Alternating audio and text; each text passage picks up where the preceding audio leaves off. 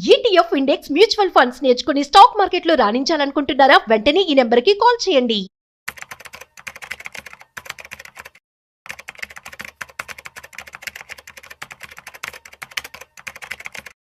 నేను recent times లో మన ఛానల్ ఉన్నటువంటి కామెంట్స్ అన్ని కూడా లిస్ట్ చేసుకున్నాను. సో అందులో ఫిల్టర్ చేసి డెసిషన్కి వచ్చింది ఏంటి అంటే, మీ అందరికీ కూడాను స్టాక్ మార్కెట్, అదేవిధంగా mutual funds or else financial planning అనేది చాలా మందికి కూడా అవగాహన లేదు అని చెప్పి నాకు అర్థమవుతుంది.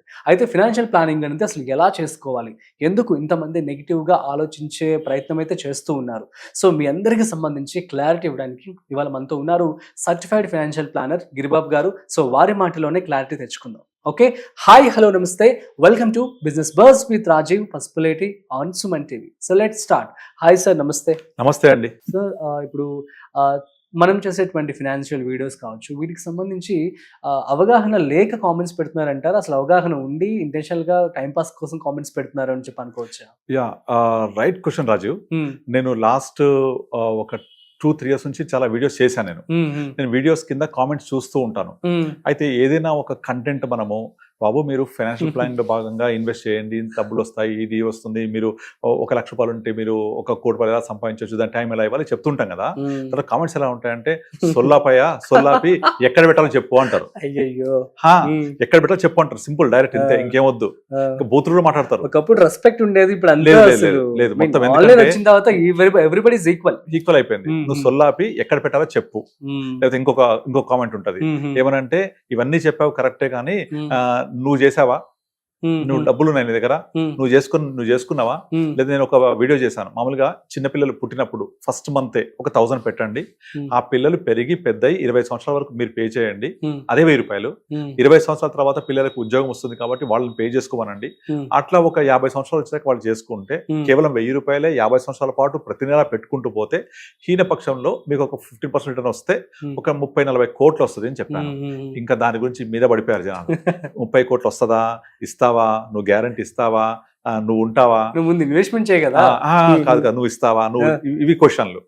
ఆ తర్వాత మనం ఏదైనా ఒక ఇన్వెస్ట్మెంట్ గురించి మాట్లాడితే ఎక్కడ పెట్టాలో చెప్పు, ఆ తర్వాత నాకు ఏ ఫండ్స్ చెప్పు, ఈ చెప్పకుండా ఈ సొల్లు చెప్తున్నాడు, ఏదో చెప్తున్నాడు అని చెప్తుంటారు. నేను వాళ్ళకి ఇచ్చేది ఒకటే సమాధానం ఏంటంటే, ఇప్పుడు మనం ఈ వీడియో ద్వారా, ఇంటర్వ్యూ ద్వారా నా ఉద్దేశం ఏంటి చెప్పడం అంటే, వాళ్లకు ఒక ఫైనాన్షియల్ ప్లానింగ్ యొక్క ఇంపార్టెన్స్ ఏంటి, దాని ఆవశ్యకత ఏంటి. మనము నార్మల్గా ఇప్పుడు టీవీలో ఒక దగ్గు వస్తే దగ్గు మందు తాగండి అని అలీ ఒక యాడ్ తీసుకొస్తాడు, గో కాఫీ సంథింగ్ ఒక యాడ్. తర్వాత కడుపులో మంట అయితే ఈనో తాగండి ఒక యాడ్ వస్తుంది. తర్వాత మోకాళ్ళ నొప్పులు అయితే మూవ్ రాసుకోండి ఒక యాడ్ వస్తుంది. ఇవన్నీ ఏం చెప్తున్నాయి, మోకాళ్ళ నొప్పులకు మూవ్ రాసుకోండి, ఎస్ కరెక్ట్. ఒక దగ్గు మందు వస్తే దగ్గు మందు తాగండి, దగ్గు వస్తే గో కాఫ్ తాగండి. అంటే నార్మల్గా ఇది మనం వెళ్ళి మెడికల్ షాప్ లో కొనుక్కొని, బాబు నాకు గో కాఫీ ఇవ్వంటే దగ్గు మందిస్తాడు, తాగుతాం, తగ్గిపోతుంది. మరి అన్ని రకాల దగ్గులకు పనిచేస్తుందా అది? అన్ని రకాల మోకాళ్ళ నొప్పులకు మూవ్ పనిచేస్తుందా? ఇది ఒక కంపెనీ మూవ్ అనే ఒక మెడిసిన్ తయారు చేసి వాళ్ళు అమ్ముకోవడానికి చేస్తున్న అడ్వర్టైజ్మెంట్.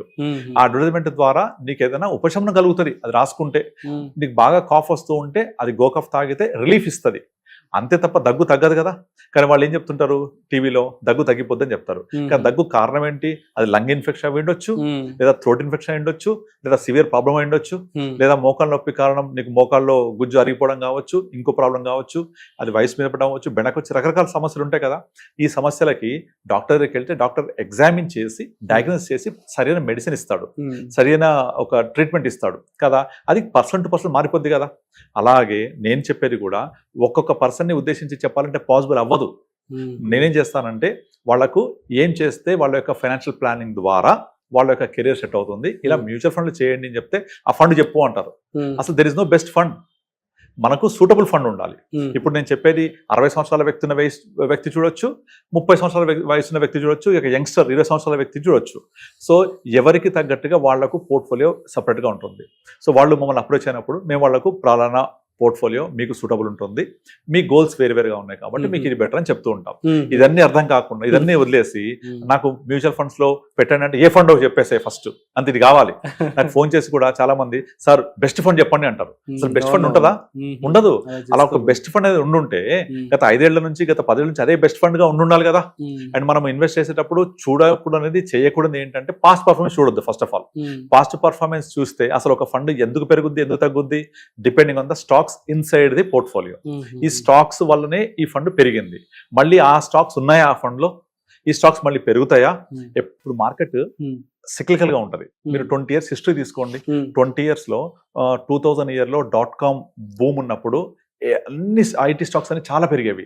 ఆ సైకిల్ అప్పుడు ఐటీ సైకిల్, తర్వాత ఇన్ఫ్రా, రియల్ ఎస్టేట్, ఆ పేరుంటే చాలు స్టాక్స్ పెరిగిపోయినాయి.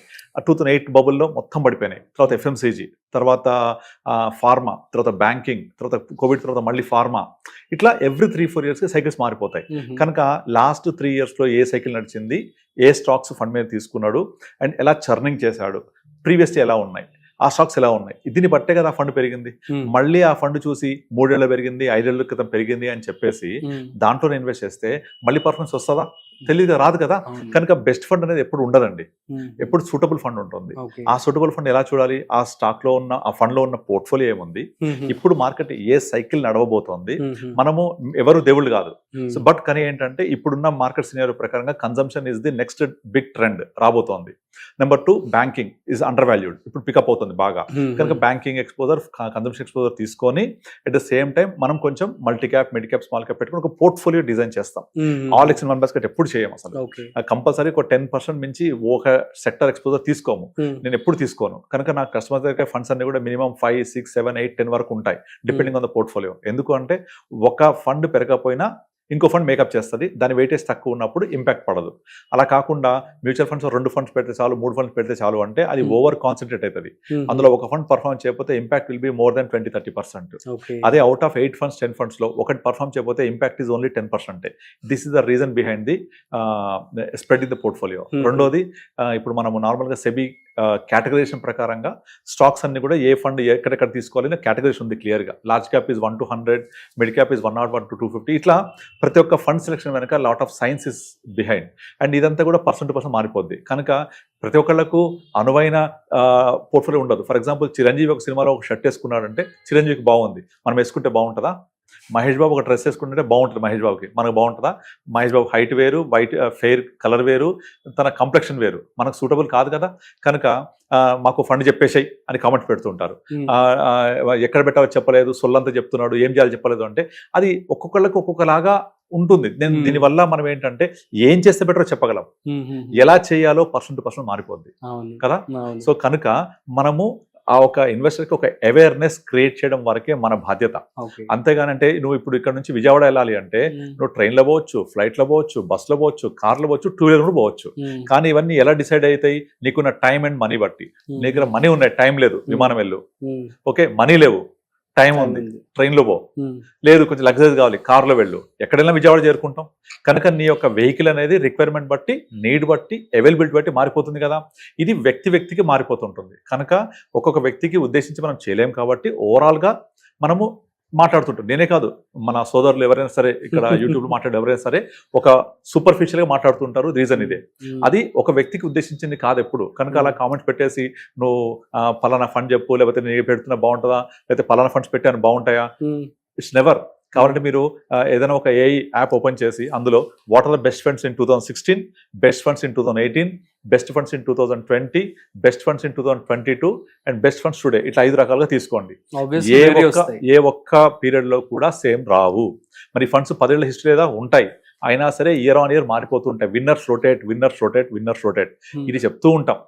ఇప్పుడు ఇన్ఫోసిస్ టెక్నాలజీ కంపెనీస్ 2000 year లో ఉన్న వాల్యుయేషన్ మళ్ళీ రావడానికి 15 సంవత్సరాలు పట్టింది. సో అలా హైలో ఎంటర్ అయితే మనకు మళ్ళీ రిటర్న్స్ రావడం చాలా కష్టం. కనుక పీక్ ఆఫ్ ద సైకిల్ రావద్దు. ఇప్పుడు ఏ సైకిల్ నడుస్తుంది? ఇప్పుడు లాస్ట్ 2024లో థీమాటిక్ ఫండ్స్ ప్రతి 100 రూపాయలు 70 రూపాయలు అందులోకి వెళ్ళాయి థీమాటిక్ లోకి. అన్ని డౌన్. ఇప్పుడు ఒక్క థీమాటిక్ నడవట్లేదు. డిఫెన్స్ ఫర్ ఎగ్జాంపుల్, పిఎస్యు అసలు దాన్ని ఊసేలేదు ఇప్పుడు అసలు.